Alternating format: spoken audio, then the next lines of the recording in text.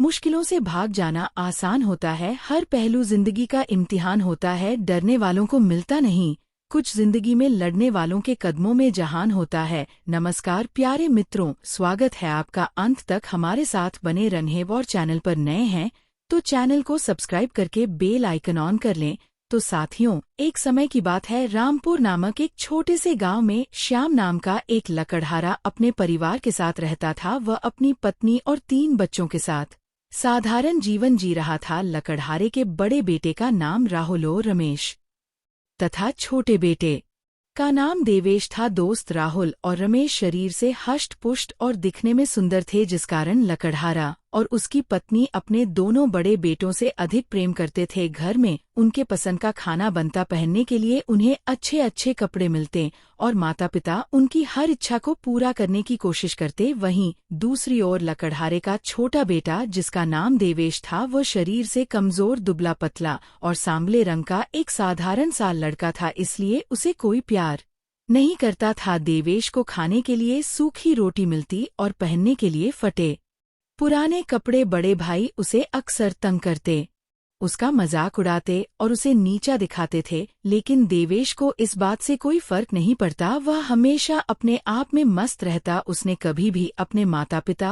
और भाइयों से कोई शिकायत नहीं की। वह अपने दोनों बड़े भाई और माता पिता से बहुत प्यार करता था, उनका हमेशा आदर सम्मान करता। मित्रों, जो लकड़हारा था वह जंगल से लकड़ी काट कर लाता और बाजार में बेच देता था। इसी तरह से उसके घर का खर्चा चल रहा था। एक दिन की बात है, लकड़हारा श्याम बहुत बीमार पड़ गया। उसकी बीमारी के कारण जंगल से लकड़ियां लाना और बाजार में बेचने का काम बंद हो चुका था। घर में जो भी पैसा रखा था, धीरे धीरे सब समाप्त हो गया। एक दिन लकड़हारे की पत्नी ने अपने सबसे बड़े बेटे राहुल को बुलाया और कहा, बेटा, तुम्हारे पिता की तबीयत खराब होने के कारण घर का खर्चा ठीक से नहीं चल पा रहा है, इसलिए अब तुम्हें जंगल में जाकर लकड़ियां काटकर बाजार में बेचना होगा, ताकि घर का खर्चा चलता रहे और तुम्हारे पिता का इलाज भी होता रहे। आगे माँ ने अपने बेटे से कहा, बेटा, मुझे पूरा विश्वास है कि इस कठिन समय में तुम अपने परिवार का साथ दोगे। लकड़हारे की पत्नी ने रमेश को अच्छा भोजन बनाकर खिलाया और छोटे के लिए पूरी सब्जी बनाकर बांध दी और साथ ही में एक कमंडल दूध भर कर दिया। माँ ने अपने बेटे को कुल्हाड़ी देते हुए कहा, बेटा, जब तुम्हें जंगल में भूख लगे तो तुम पूरी सब्जी खा लेना और ऊपर से मीठा दूध पी लेना। मित्रों, इस तरह से लकड़हारे का बड़ा बेटा राहुल जंगल में लकड़ियां काटने के लिए घर से निकल पड़ा। वह कुछ ही दूर चला था कि रास्ते में उसे एक बुढ़िया दिखाई दी, जो बहुत ही कमजोर और दुपतली थी। उसने राहुल को रोकते हुए कहा, बेटा, मुझे बहुत जोरों की भूख लगी है, मैं कई दिनों से भूखी हूँ। तुम्हारे थैले में पूड़ी और सब्जी है और कमंडल में मीठा दूध है, बेटा, मुझ पर दया करके थोड़ा सा खाना खिला दो और मीठा दूध पिला दो। यदि तुम मेरी मदद करोगे तो ईश्वर भी तुम्हारी मदद करेगा। बुढ़िया के मुंह से ये सुनकर राहुल ने बड़ी बड़ी आंखें बनाते हुए कहा, अरे बुढ़िया, तुम तो बहुत चालाक हो, मैं अपना भोजन तुमको खिला दूंगा तो मैं क्या खाऊंगा, चल हट जा मेरे रास्ते से और जाने दे मुझको। तू मरती है तो मर जा, मुझे इससे क्या लेना देना। राहुल की बात सुनकर बुढ़िया को बड़ा दुख हुआ। राहुल वहां से सीधा जंगल में पहुंचा, दूध का कमंडल और भोजन का थैला जमीन पर रख दिया और एक सूखे पेड़ को काटने लगा। अभी उसने 2-4 कुल्हाड़ी ही चलाई थी कि अचानक झटके से कुल्हाड़ी उछलकर उसके हाथ पर लग गई। राहुल के हाथ से खून की धारा बहने लगी। दर्द के मारे वह चिल्लाने लगा, लेकिन उस जंगल में कोई उसकी मदद करने वाला नहीं था। किसी तरह से वह अपने घर को वापस लौट आया। माँ ने उसे देखा और कहा, हाय, मेरे बेटे को क्या हो गया। उसने राहुल की मरहम पट्टी की और उसे आराम करने को कहा। अगले दिन माँ ने अपने दूसरे बेटे रमेश को बुलाकर कहा, बेटा, पिताजी तुम्हारे बीमार हैं और तुम्हारा बड़ा भाई जख्मी हालत में पड़ा हुआ है। अब ऐसे में जंगल से लकड़ियां तुम्हें लानी होंगी, ताकि हमारे भोजन पानी की व्यवस्था हो सके और हमारा घर खर्चा चलता रहे। बेटा, मुझे पूरा विश्वास है कि तुम इस मुसीबत की घड़ी में अपने परिवार का साथ दोगे। इस तरह से माँ ने अपने दूसरे बेटे रमेश को अच्छा भोजन बनाकर खिलाया और फिर जंगल में जाने के लिए उसके थैले में पूरी सब्जी बांध दी और साथ ही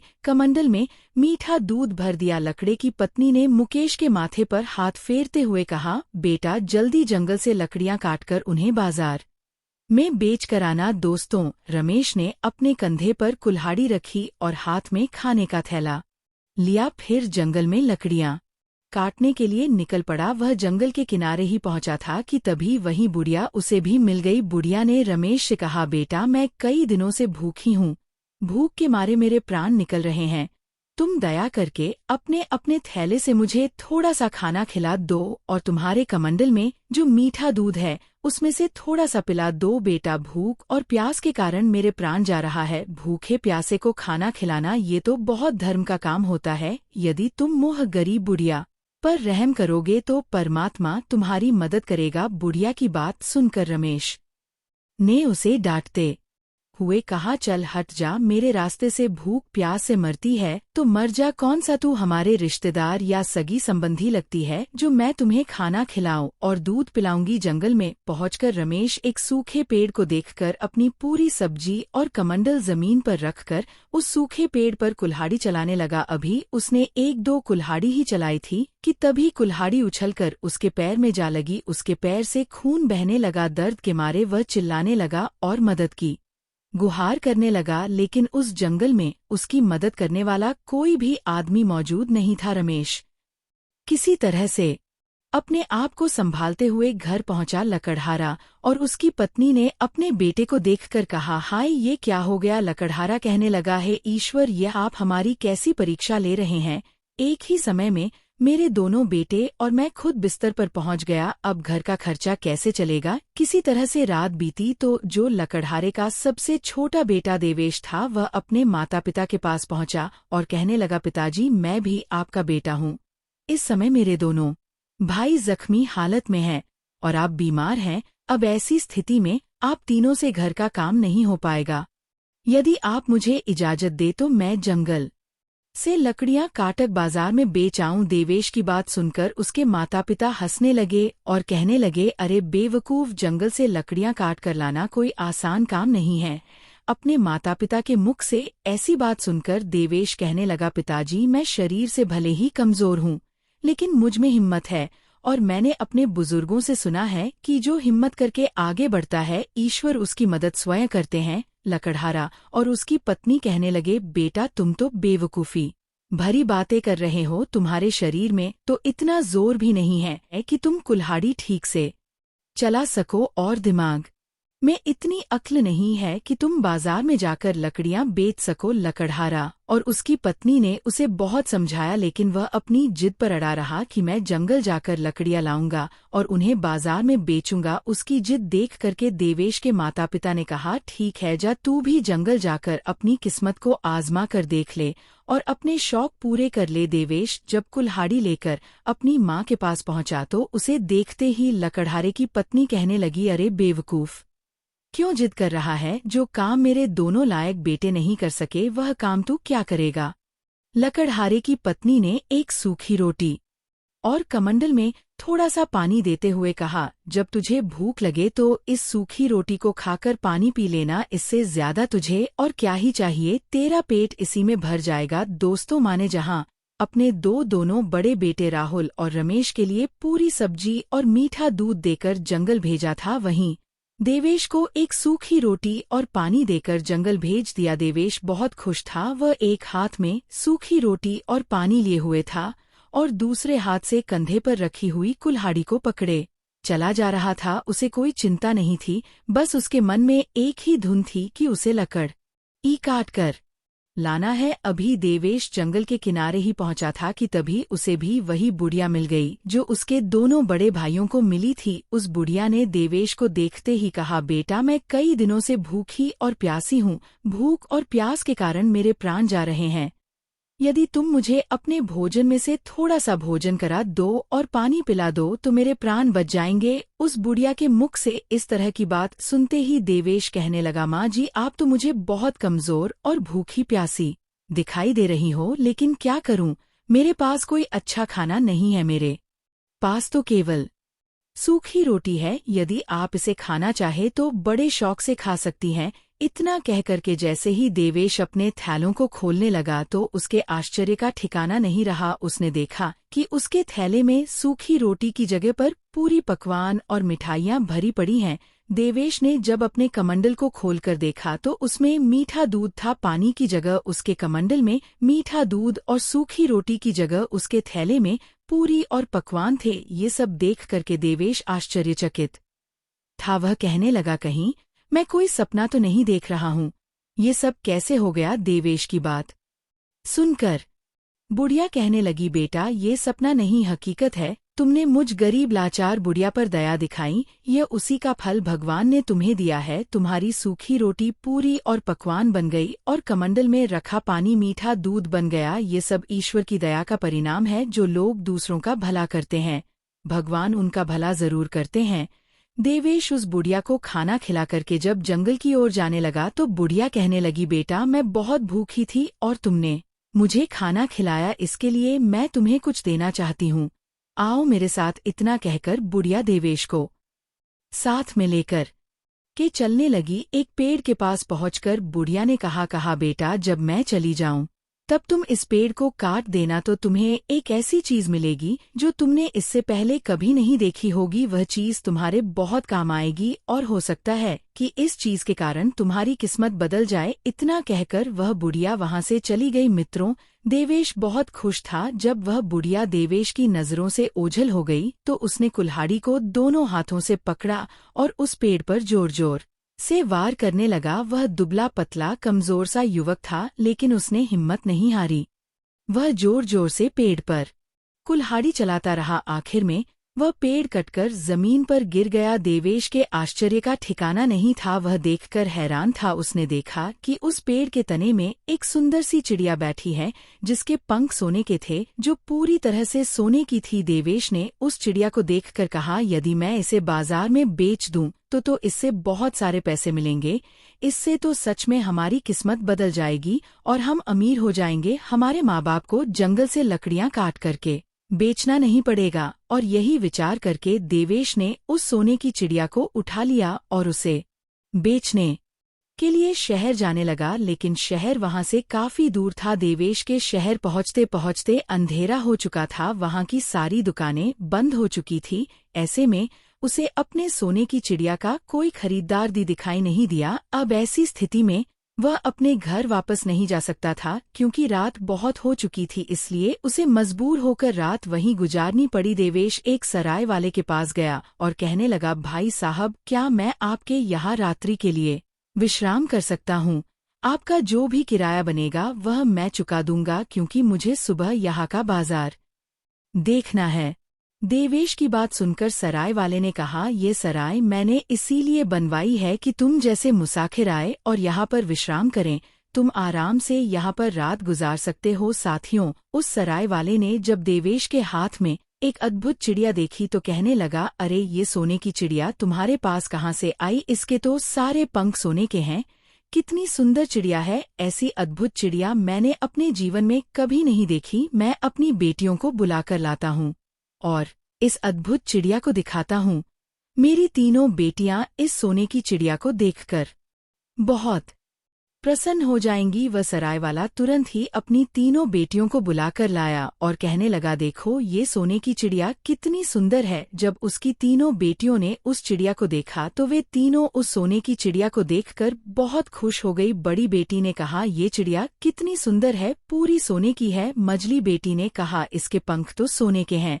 और सबसे छोटी बेटी ने, देवेश कहा से तुम बड़े किस्मत वाले हो जो ऐसी अद्भुत चिड़िया तुम्हारे पास है जो पूरी तरह से सोने की है। इस तरह तीनों बेटियां सोने की चिड़िया देखने के बाद उसकी तारीफ करते हुए वापस चली गई। इधर देवेश जिस सराय में ठहरा हुआ था वहां के मालिक से बात करने के बाद देवेश और सराय का मालिक अपने अपने कमरे में सोने के लिए चले गए। लेकिन देवेश उस सोने की चिड़िया को वहीं बरामद में रखकर अपने कमरे में जाकर लेट गया। देवेश काफी थक चुका था, इसलिए उसे लेटते ही नींद आ गई और वह गहरी नींद में सो गया। उधर वह सराय वाले की सबसे बड़ी बेटी थी, जिसके मन में उस सोने की चिड़िया को देखकर लालच पैदा हो गया। वह सोचने लगी, यदि मैं इसके एक पंख को नोच लूं तो इससे उस पर कोई फर्क भी नहीं पड़ेगा। यही सोच करके सराय वाले की सबसे बड़ी बेटी उस सोने की चिड़िया के लिए देवेश के कमरे की ओर बढ़ने लगी, तभी उसकी नज़र बरामदे में रखी सोने की चिड़िया के ऊपर चली गई, जिसे देखकर वह खुशी से उछल पड़ी और उसे उठाने के लिए आगे बढ़ी। जैसे ही वह चिड़िया के पंख नोचने के लिए अपने हाथ को आगे बढ़ाती है, उसके हाथ उस चिड़िया से चिपक जाते हैं। वह बहुत प्रयत्न करती है, लेकिन अपने हाथ उस चिड़िया से नहीं छुड़ा पाती और घबराकर अपनी छोटी बहन को बुलाने लगती है। बड़ी बहन की आवाज सुनकर मजलीब बहन आती है। उसने आते ही कहा, अरे दीदी, ये क्या हो गया? बड़ी बहन ने कहा, तुम देखती नहीं कि मेरे हाथ इस चिड़िया से चिपके हैं? जल्दी से मेरे हाथ इस चिड़िया से छुड़ाओ। जैसे ही वह अपनी बहन का हाथ छुड़ाने के लिए उस चिड़िया को हाथ लगाती है, वैसे ही उसके हाथ भी चिपक जाते हैं। अब क्या उन दोनों बहनों के हाथ उस सोने की चिड़िया से चिपक जाते हैं और वह दोनों अपनी छोटी बहन को आवाज देने लगती हैं। उन दोनों की आवाज सुनकर उनकी छोटी बहन आती है और वह भी जैसे ही अपनी दोनों बहनों के हाथ छुड़ाने के लिए आगे हाथ बढ़ाती है, उसके हाथ भी उस सोने की चिड़िया से चिपक जाते हैं। रात भर उन तीनों बहनों के हाथ उस सोने की चिड़िया से चिपके रहे और वे रात भर रोती रही। दोस्तों, सुबह जब देवेश की आँख खुली तो वह तुरंत सोने की चिड़िया के लिए बरामदे की ओर दौड़ा और जब वह बरामदे में पहुंचा तो वहां का नजारा देखकर दंग रह गया। देवेश विचार करने लगा, जरूर इन तीनों ने इस सोने की चिड़िया को चुराने की कोशिश की होगी, इसीलिए इन तीनों के हाथ इससे चिपक गए हैं। तभी वह सराय वाला भी वहीं आ गया और कहने लगा, अरे दुष्ट लड़के, तुमने ये क्या कर दिया? तुम देखते नहीं कि मेरी तीनों बेटियों के हाथ तुम्हारी सोने की चिड़िया से चिपक गए हैं?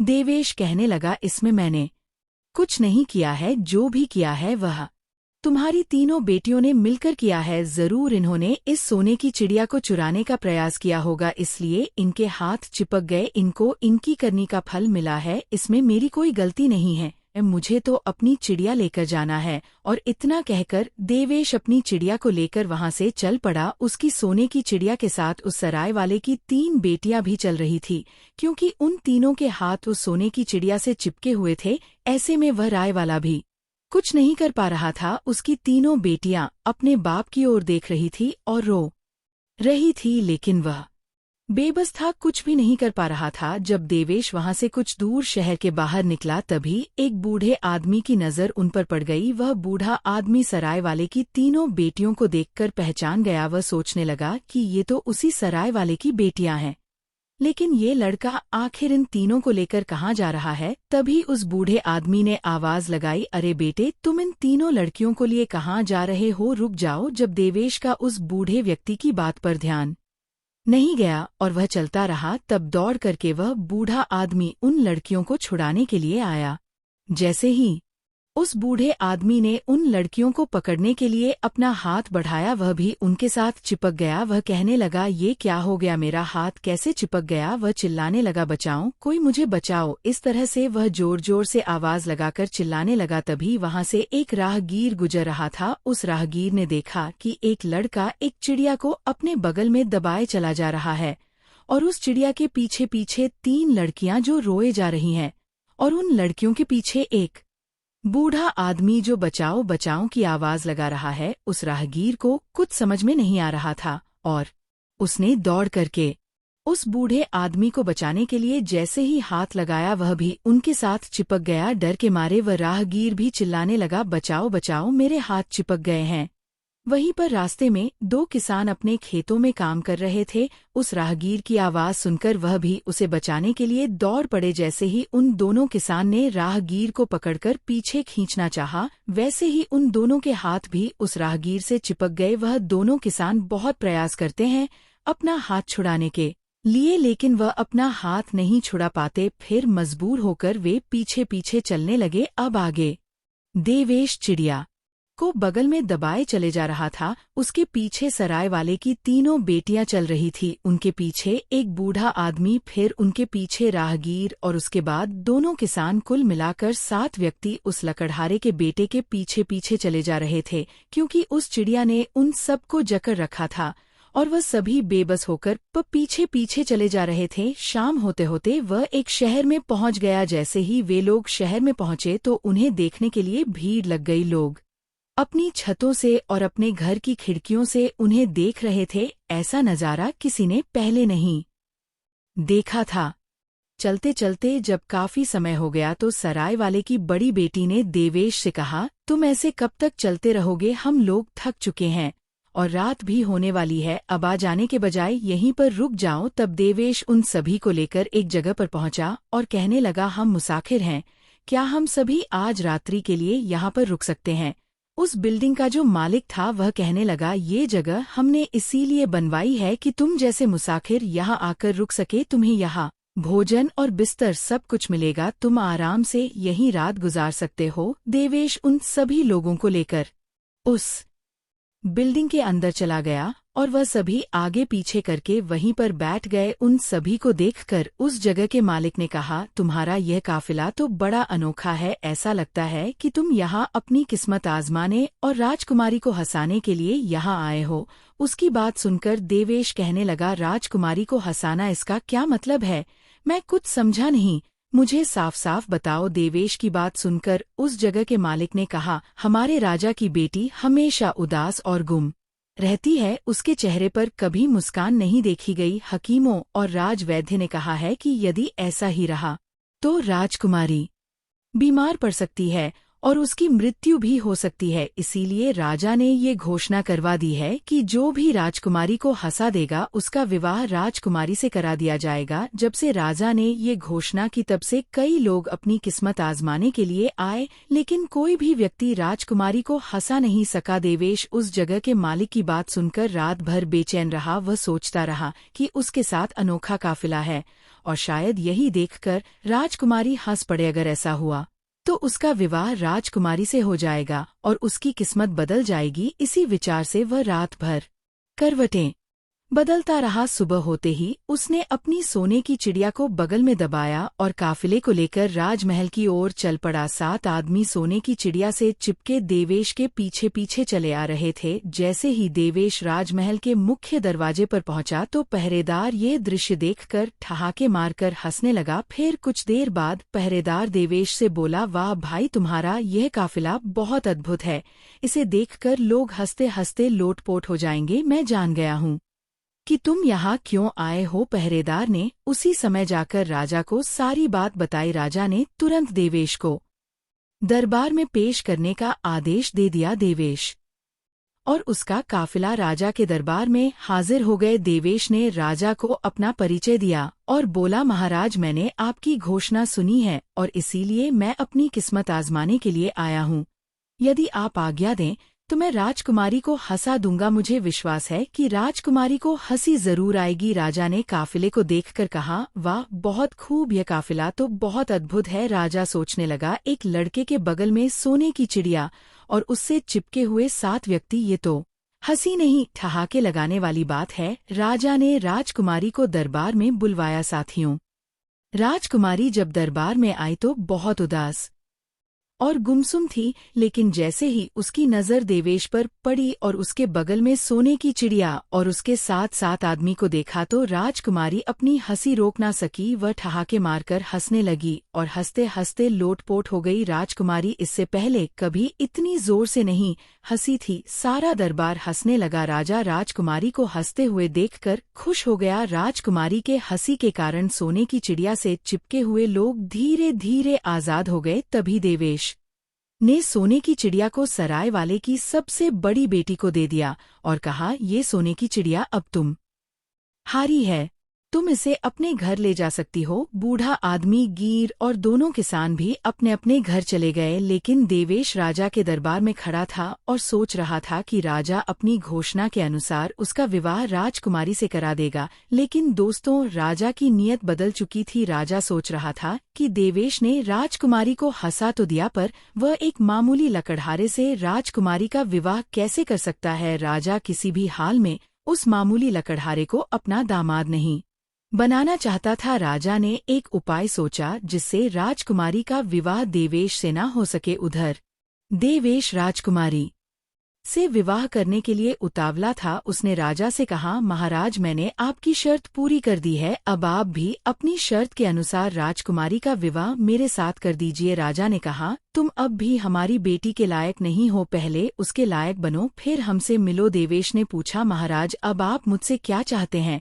तब राजा ने कहा, तुम एक ऐसा आदमी ढूंढ कर लाओ जो 100 मन दूध एक साथ पी जाए। देवेश बहुत परेशान हुआ। वह सोचने लगा, अब ऐसा आदमी कहाँ मिलेगा। इसी सोच में वह उसी जंगल की ओर निकल गया जहाँ उसे वह बुढ़िया मिली थी। चलते चलते देवेश सोचने लगा, मैं उसी बूढ़ी माँ से अपनी समस्या कहूंगा जिसने मुझे सोने की चिड़िया दिलवाई थी। हो सकता है वह कोई समाधान निकाल दे। जब वह जंगल पहुंच गया तो उसी पेड़ के पास गया जहां उसे सोने की चिड़िया मिली थी। उस पेड़ के पास पहुंचकर देवेश ने देखा कि वह बुढ़िया रो रही थी। देवेश ने पूछा, माताजी आप क्यों रो रही हो? जब बुढ़िया ने देखा ये तो वही लकड़हारा है जिसने उसे भूख से तड़पते वक्त भोजन दिया था तो बुढ़िया के आंसू थम गए। तब बुढ़िया ने कहा, तुम बड़े नेक दिल आदमी हो, इसीलिए मैं तुमसे बता रही हूँ, मेरे बेटे को बहुत प्यास लगी है।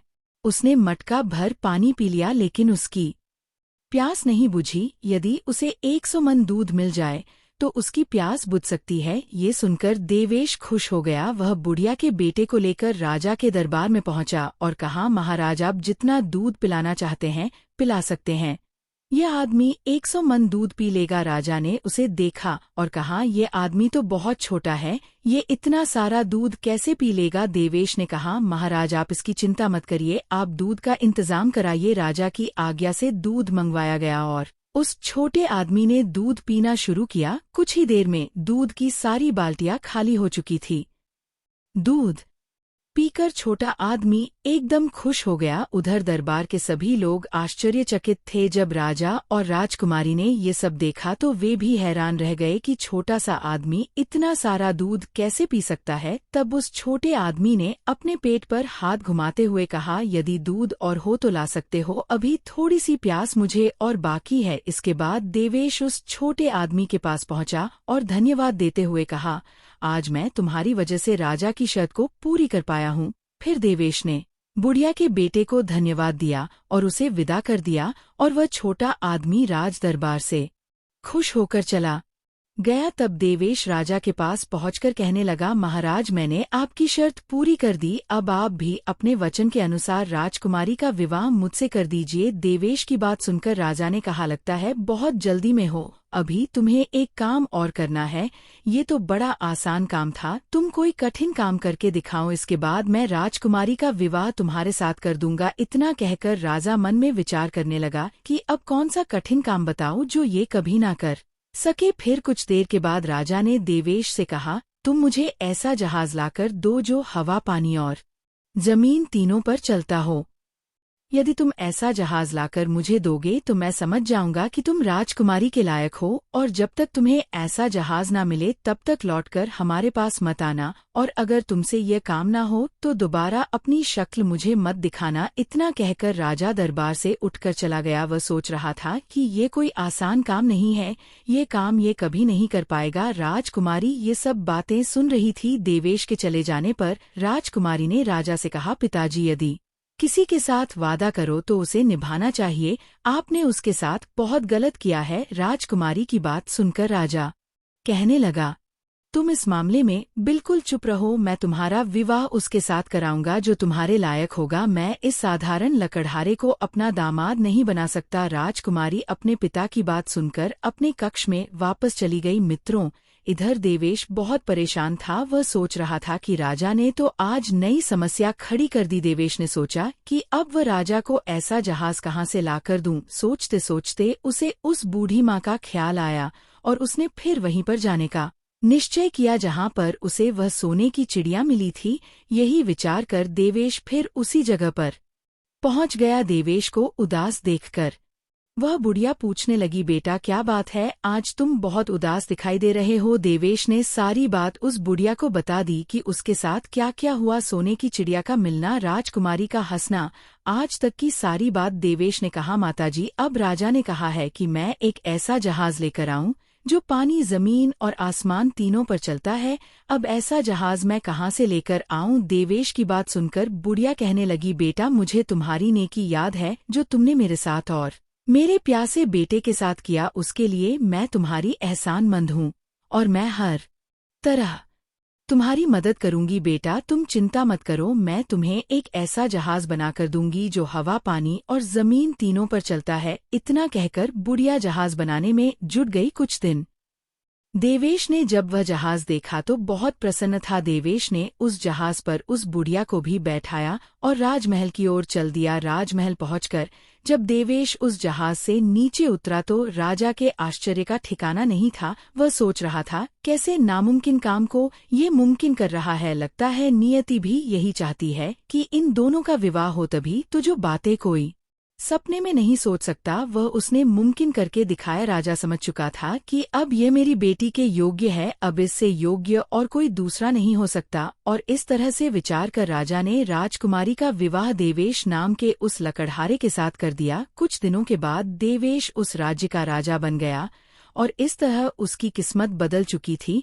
जब उसके माता पिता को ये बात पता चली कि उसका जो सबसे बेवकूफ लड़का था, जिसे वह नकारा समझ रहे थे, वह तो बड़ा बुद्धिमान निकला। दोस्तों, ये सब जो था वह उस लकड़हारे देवेश के नेक दिली का परिणाम था, जिसने उसकी किस्मत पूरी तरह से बदल दी थी। ये उसकी नेकी का फल था, क्योंकि उसके दिल में दया थी। उसने भूखे को भोजन करवाया था और प्यासे को पानी पिलाया था। उसने नेक काम किया था, इसलिए भगवान ने उसकी मदद की, उसे एक साधारण लकड़हारे से राजा बना दिया। दोस्तों, लोग चाहे जो कहे, लेकिन अपनी नेकी, कर्म और किस्मत में विश्वास रखें। हमेशा नेकी के मार्ग पर चलते हुए कर्म करते रहिए। एक ना एक दिन आपकी किस्मत आपका साथ जरूर देगी। साथियों, कहानी पसंद आई हो तो वीडियो को लाइक करके सत्यम शिवम सुंदरम चैनल को सब्सक्राइब कर लेना और साथ में बेल आइकन को भी दबा देना। मिलती हूँ आपको एक और